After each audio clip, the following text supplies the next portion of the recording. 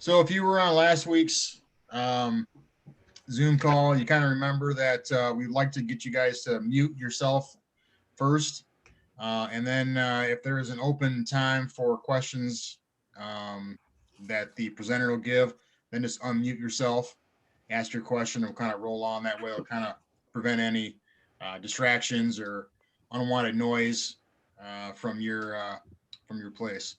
So I guess Gary will be doing the presenting tonight after it's all said and done. But we do have a pretty good group. If you do have a question during the presentation, please use the chat function down below. And I will be monitoring the chat. If there's a question, you just can't, wait to get in there. We'll try to get it in. And then I'll kind of relay that to Gary if I can at a time. So I'll keep myself unmuted. And then if I do see anything, I'll make sure to get that up. So it's like Gary's still working. Does anybody have any questions right now they want to ask about how things are supposed to work? So, Laura? Yeah. Laura, I'm looking at your email from January 10th, and it says the next session has been changed. Jamie will be doing game management and professionalism on the 19th. Yep. And Gary will do his class for the 19th on the 3rd. Yeah, that was what I thought was correct. Probably my screw up. I'm good at screwing up. That's what I got. Yeah. So listen, Jamie, so you're the 10th isn't a date for training sessions. That's a test date. Can you hear me, JMO? Shake your head. So do you want to stick to the 19th or to the 3rd? Or what do you want to do? Change the 3rd to another day? Well, we got everyone on here. Let's decide. Let's decide who's doing the night. You want me to go? Because I'm still looking for my... I don't think Jamie's ready for it. He's too relaxed with the ocean behind him. Hey, Gary, do you want me to grab last year's clinic sessions on obstruction interference? Well, no, actually, I thought I was looking for my, I was going to start with definitions and then work from there. Then I was going to show some videos. And I've got the obstruction videos up. We can show those. Most of the people who are on have seen me do this before, but it's like everything else. Practice makes perfect, but if you haven't practiced, you're not perfect. So I'm kind of. I think I don't think you can mess up obstruction and interference as many times as you've presented it. But the players still say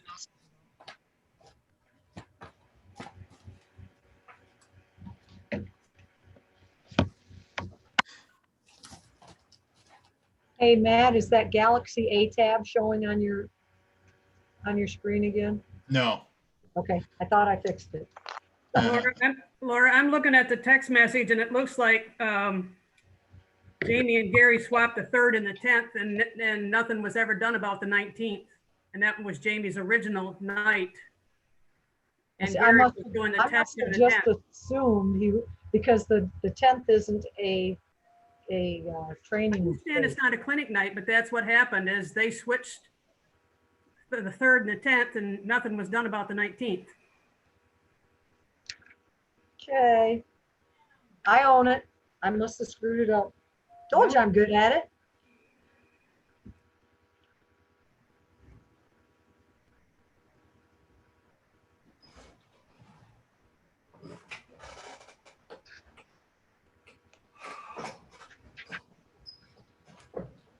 And just so you know too, Laura, I'm writing down everybody who's attending, and then I'll send that out like last week. That's cool. Thank you. That gives me a record. I like it.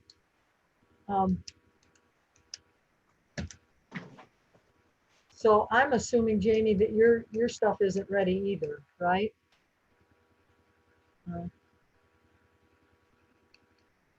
He's looking way too comfortable.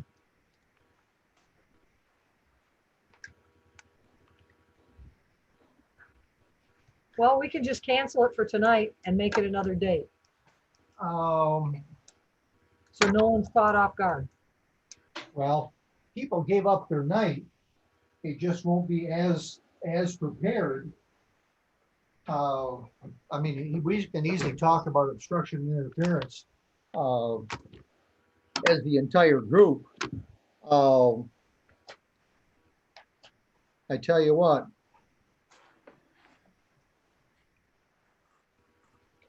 Let's go ahead. Let's go ahead. So everything starts with definitions, folks. So I know some of you have got your rule book with you. And I was looking for my PDF that I could put up. Now that you mentioned something.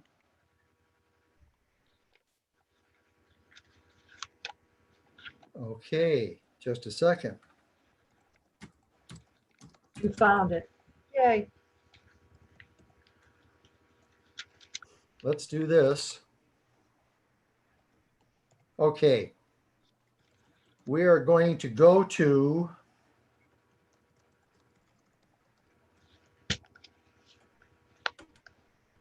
let's go to a shared screen. See if I can do this with a little help from Matt. Okay, can people see that? Hey. I see your definition, yeah. If you want to, Okay. if you want to close Okay. that, right, that side says export PDF, you want to close that? And just Are go you to, talking to me? Yeah.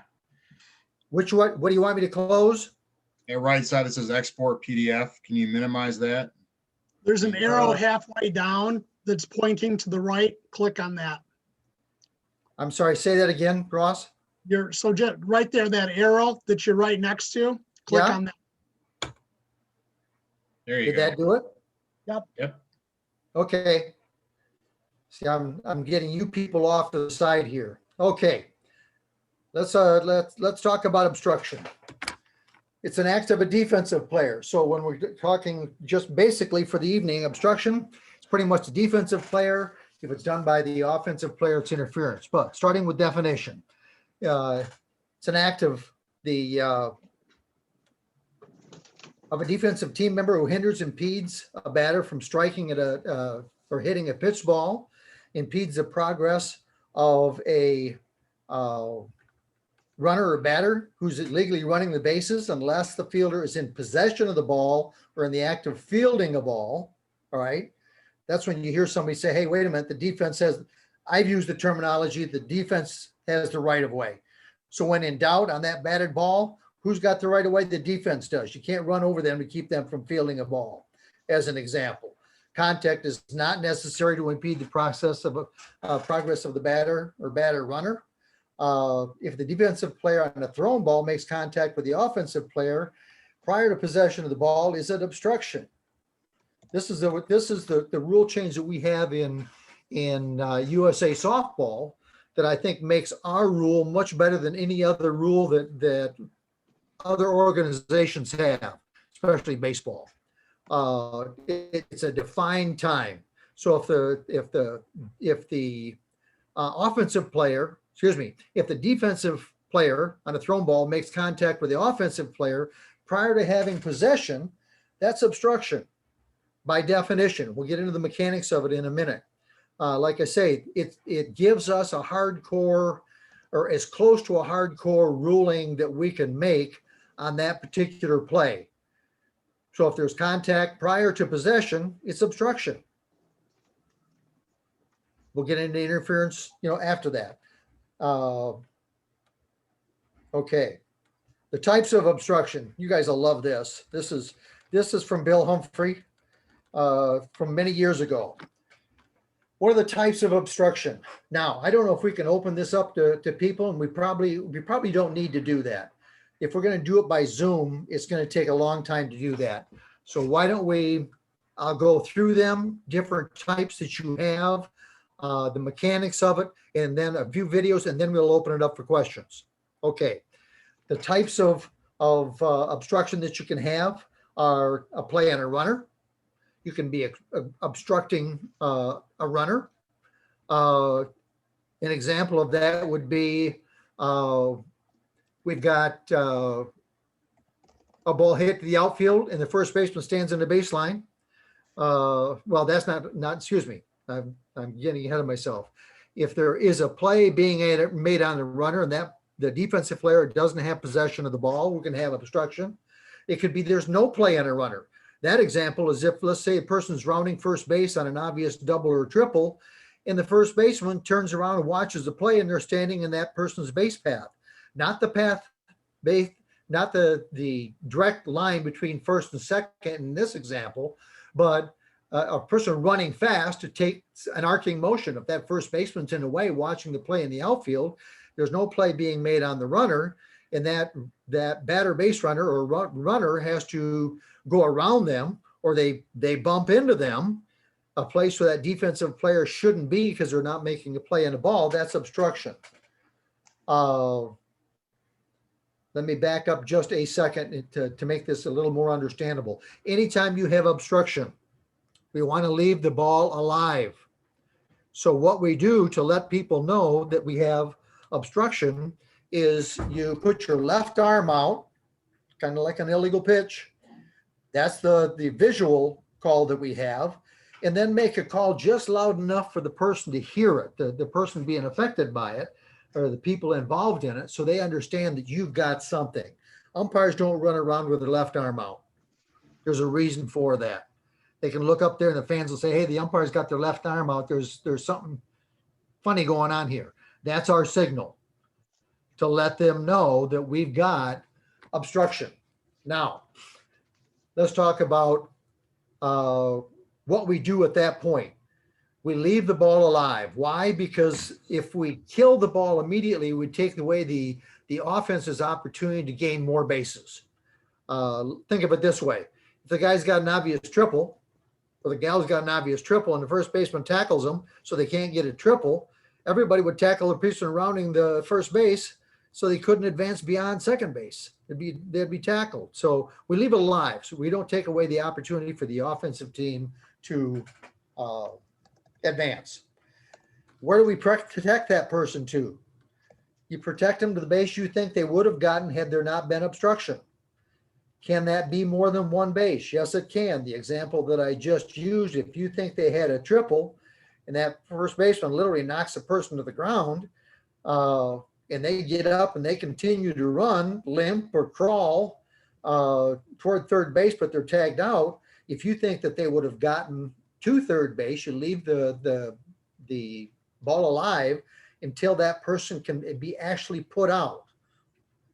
When they can actually be put out, as in tagged, as an umpire, we have a dead ball signal, followed by the obstruction signal, followed by you placing that runner and all other runners affected by the obstruction on the base they would have gotten had there not been obstruction. More often than not, it's the next base, but it can be, as an example, a person rounding first base, they bump into the first baseman. They had no intention of going to second base, and some umpires feel, well, then I shouldn't call anything. No, I want you to call obstruction. I want you to signal obstruction. That's letting the first baseman know that they obstructed, and it's a way of getting them ready and knowing that, hey, wait a minute, get the heck out of the way. So verbalize it, all right? Leave it alive. If that person is put out between first and second, if I'm a smart runner and I get obstructed, I'm going to try for second base in that particular play. And I might be put out at second base by 15 feet. When they can tag that person and put them out, I got a dead ball. I got the obstruction signal, and then I'm going to award that obstructed runner and all other runners the base I think they would have gotten had there not been obstruction. In the example that I just gave you, I would give that person first base. They had no intention of going to second. It's not that they didn't try for second, but they wouldn't have got second no matter what. Different from the first example where they rounded second, they're trying for second base. Now they're thrown out at second base. In that particular case, I'm going to kill it. I'm going to have a dead ball. I'm going to signal delay the obstruction. And the base I'm going to give them, when in doubt in that case, I'm giving them the next base. Otherwise, we'll have people taking people out on the bases. All right. So if you think that person obviously was going to make it to second base, you award them second base. All right. If they advance beyond the base that you were going to protect them to, you've made up your mind, boy, this person's going to get a easy play to, second base, but they wouldn't have gotten third. We've got the runner in a tough situation. If they advance beyond second base, the base you were protecting them to, out, we no longer have the obstruction. They are put out. Okay. An example is a fake tag. Let's talk about a rundown. You got a person in a rundown situation. All right. They're throwing the ball back and forth. They're almost back to first base and they're obstructed by the pitcher who's gotten in the rundown. But the ball gets away and now they're running around for, 5 more throws. And now they're thrown out on a close play at second base. What base are you going to give them? Based on that play, the base they would have gotten had there not been obstruction, would have been first base. So on that particular play, I'd give them first base. All right. But again, when in doubt, I would advance them to the next base. Just remember, that is a judgment call at that point. All right. Other types of obstruction. Catcher obstruction. We've got a person, a batter, trying to swing at a ball, and the catcher sticks their glove out, and it hits the glove as they're trying to hit the ball. We leave that alive. If the ball is hit to the pitcher or one hopper and they throw him out at first base, I got a dead ball. I've got obstruction. We're going to put the batter on first base, and we're going to advance any other runners only if forced. Okay. Let's say that we've got runners on first and third. We've got catcher obstruction, but they didn't do a good enough job, and the batter hits the ball to the right fielder, and the right fielder catches it for an out. We leave the ball alive. The runner from third advances and scores, and in this case, it's a game-tying run. You have to go to the manager and give them the option of taking the result of the play, which is the batter is going to be out, but the run is going to score. Or you can give the batter first base, advance runner of only if forced, and continue play. Just remember this. If the manager takes the award of the run, you score the run, the person is out, the batter is out on the caught fly ball. Now the appeal that the runner from third left early, by rule, that person is now out. That's when the argument begins, okay? But you give them the option, and then the game proceeds. The game proceeding may be the appeal, and if the appeal is upheld for an out, that out will stand. Okay. Other examples. Let me see if there's more on this. Well, I've got this. Oh, I don't want that. Okay. Because I had some plays here that we could go over. I got to get rid of this. I want to get you people out of there. There we go. Before I get to that, again, not totally prepared for this, but it's a delay dead ball. We talked about the advancement of the runners in our definition. The fake tag, boy, we haven't had problems with fake tags in a long time, but is a form of obstruction. Give the signal. We used to have a rule that, the second time they had a fake tag, you'd have an ejection. Fake tag is obstruction, period. And like anything else, call the obstruction. Now, let's say if you have a fake tag and the runner goes down and they get hurt. All right. That's unsportsmanlike conduct. All right. They're not thrown out because of the fake tag. The fake tag was was something that happened and the result of that is unsportsmanlike conduct and you eject somebody for that. Haven't ever had that happen. If you have a fake tag, have the obstruction. When in doubt, advance a runner, but make sure that you say something so that's not part of our game. Should not be allowed.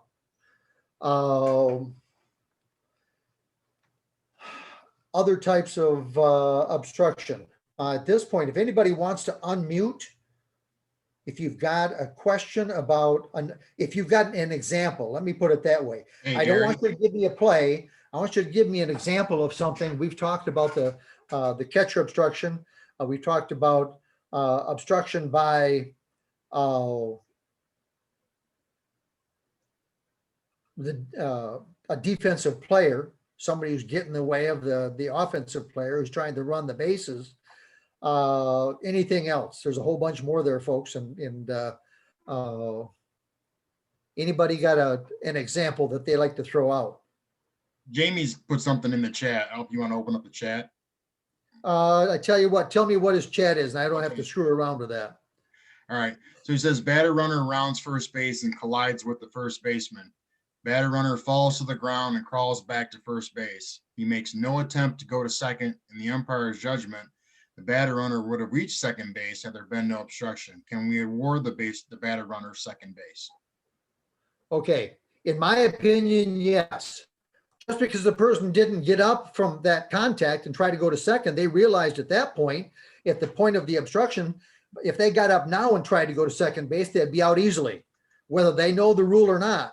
What you have to decide when that happens is, what base would I give them had there not been obstruction? If I think they make second base, and like I say, when in doubt, penalize the obstruction.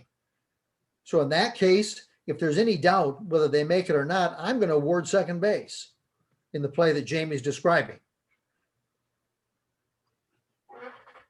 Anybody So Gary, else? we have a player that's hit a single to the outfield. He rounds first base. On his initial rounding, he does not contact the first baseman. As the ball comes back to first base, the first baseman is then standing in his way of him getting back. Okay, I'm going to have obstruction, but in that case, I'm going to give them first base. There's nothing in our rule. This is why our rule is better than other sports. If you make that same call in baseball, they award them the next base. All right. In our game, the way you described that, Ross, I don't see any way that person is trying for second base. They weren't attempting to. I'm just going to kill it.